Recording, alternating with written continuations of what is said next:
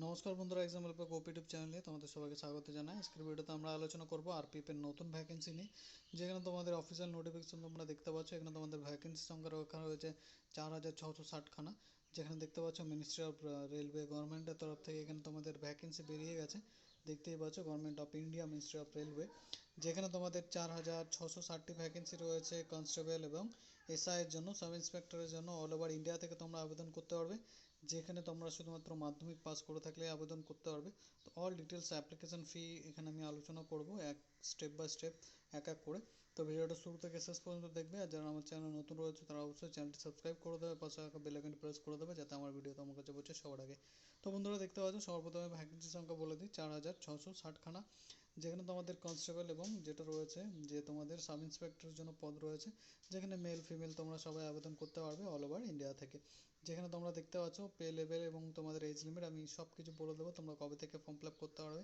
দেখতে পাচ্ছ যে 15/4/24 থেকে ফর্ম ফিল আপ শুরু হবে, যেখানে তোমাদের 14/5/24 পর্যন্ত তোমাদের এক মাস চলবে। যেখানে তোমরা দেখতে পাচ্ছ আরপিএফ 01 এবং আরপিএফ 02 2024, যেখানে তোমাদের সাব ইন্সপেক্টর এবং কনস্টেবলের জন্য তোমরা ফর্ম ফিল আপ করতে পারবে শুধুমাত্র মাধ্যমিক পরীক্ষায় তোমরা উত্তীর্ণ হয়ে থাকলে। যেখানে তোমরা দেখতে পাচ্ছ অ্যাপ্লিকেশন তোমাদের অবশ্যই ইন্ডিয়ান সিটিজেন হতে হবে। যেখানে তোমরা দেখতে পাচ্ছ যে তোমাদের সাব ইন্সপেক্টরের জন্য তোমরা যদি অ্যাপ্লাই করো তো তোমাদেরকে অবশ্যই গ্র্যাজুয়েশন পাস করতে হবে, স্নাতকোত্তর যে কোনো বিষয় নিয়ে তোমরা যদি পাস করে থাকো তো অ্যাপ্লাই করতে পারবে।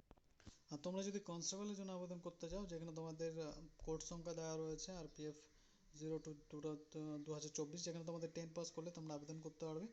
তো এখানে তোমাদের পে লেভেল 21,700 টাকা থেকে শুরু হবে, যেখানে তোমাদের পরবর্তী যে আরও অ্যালায়েন্স ডিএ, রেলওয়ের যে ভিন্ন ভিন্ন ডিএগুলো অ্যালায়েন্সগুলো থাকে তোমরা সেখানে পেয়ে যাবে। আর গ্র্যাজুয়েট লেভেলে যে ফর্ম ফিল আপটা রয়েছে সাব ইন্সপেক্টর, এর জন্য তোমাদের 35,400 টাকা থেকে শুরু হবে। এখানেও তোমরা আলাদা আলাদা মেডিকেল স্ট্যান্ডার্ড B1 পেয়ে যাবে। যেখানে তোমরা দেখতে পাচ্ছ যে তোমাদের ফর্ম ফিল আপ যদি শুরু হয় তো আমি অবশ্যই সেটা নিয়ে ভিডিও নিয়ে আসবো, স্টেপ বাই স্টেপ তোমরা দেখে নিতে পারবে কীভাবে তোমরা ফর্ম ফিল আপ করবে, ঠিক আছে।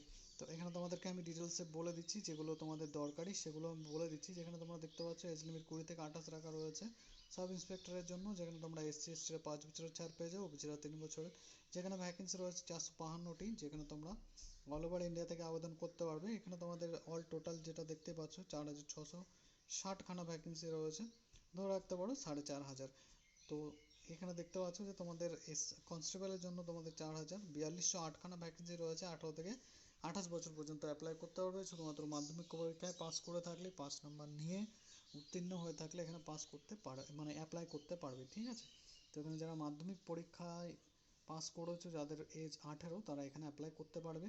এখানে তোমরা দেখতে পাচ্ছ যে তোমাদের এখানে আরও ডিটেলস দেওয়া রয়েছে। এখানে তোমাদের যেটা দেখতে পাচ্ছ যে তোমাদের এজ লিমিট আমি বলে দিলাম, এবং এজ তোমাদের 1/7/24 পর্যন্ত ধরা হবে, গণনা করা হবে এই অনুযায়ী, ঠিক আছে। PWD এখানে তোমাদের ডিটেলস দেওয়া রয়েছে, আরও যেগুলো তোমাদের দরকার এবং তোমাদের যে ইম্পর্টেন্ট বিষয়গুলো রয়েছে আমি বলে দিচ্ছি, আর এগুলো তোমরা দেখে নেবে। আর তোমাদের মোড অফ সিলেকশন অবশ্যই একটা পরীক্ষা হবে, যেখানে তোমাদের প্রথম পরীক্ষাটা হবে CBT, কম্পিউটার বেসড এক্সাম। তারপর তোমাদের হবে ফিজিক্যাল টেস্ট PET, যেখানে তোমাদের দৌড়, রান, যেখানে যেগুলোকে বলা হয় হাইট, চেস্ট, এগুলো মাপা হবে। যেখানে তোমাদের অ্যাপ্লিকেশন ফি রাখা রয়েছে SC/ST OBC যারা রয়েছে, যেখানে তোমাদের মাইনরিটিস রয়েছে, যারা ফিমেল রয়েছে, এক্স সার্ভিসম্যান রয়েছে, ইকোনমিক্যালি ব্যাকওয়ার্ড যারা রয়েছে, EBC, তো 250 টাকা রাখা রয়েছে, যেটা তোমাদের অবশ্যই ফুললি রিফান্ড করে দেওয়া হবে পরীক্ষা দেওয়ার পর। পরীক্ষা দিতে যাবে, প্রেজেন্ট হবে, প্রেজেন্ট থাকলে তোমাদের যেটা রয়েছে তোমরা রিফান্ড পেয়ে যাবে পয়সাটি। এবং এখানে তোমরা দেখতে পাচ্ছ যে তোমাদের 500 টাকা রাখা রয়েছে, যেখানে তোমাদের আলাদা ক্যান্ডিডেট যারা রয়েছে, মানে SC/ST, ex serviceman, female, minorities বাদে তাদের এখানে 500 টাকা লাগবে। যেখানে তোমাদের দেখতেই পাচ্ছ 400 টাকা তোমাদের এখানে যেটা রয়েছে রিফান্ড করে দেওয়া হবে তোমরা যদি এখানে এক্সাম দিতে যাও তো, ঠিক আছে।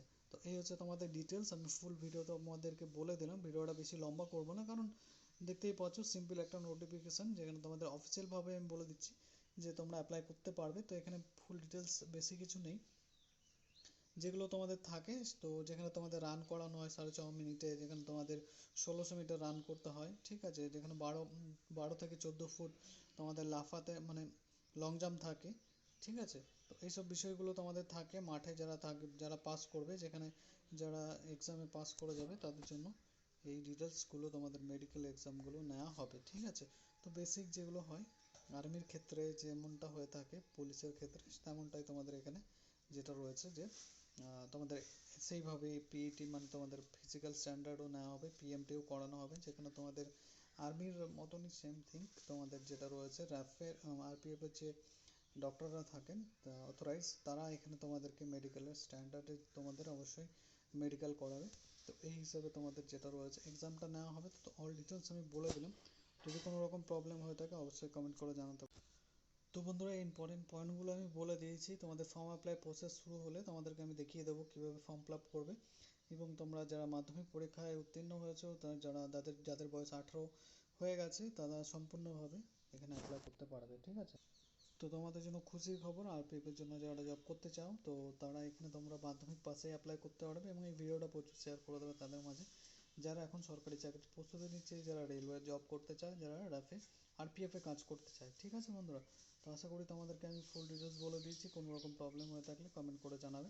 তো অবশ্যই তোমাদেরকে আমি এ বিষয়ে সাহায্য করে দেবো। এবং কলকাতা থেকে মানে যারা ওয়েস্ট বেঙ্গল থেকে আবেদন করবে, কলকাতা রিজন থেকে তোমরা যদি আবেদন করতে চাও তো www.rrbkolkata.gov.in এখানের জন্য অ্যাপ্লাই করতে পারো। এই অফিসিয়াল ওয়েবসাইটে গিয়ে শিলিগুড়ি থেকে যারা আবেদন করছো আরআরবি শিলিগুড়ি ডট এখানে গিয়ে আবেদন করতে পারো।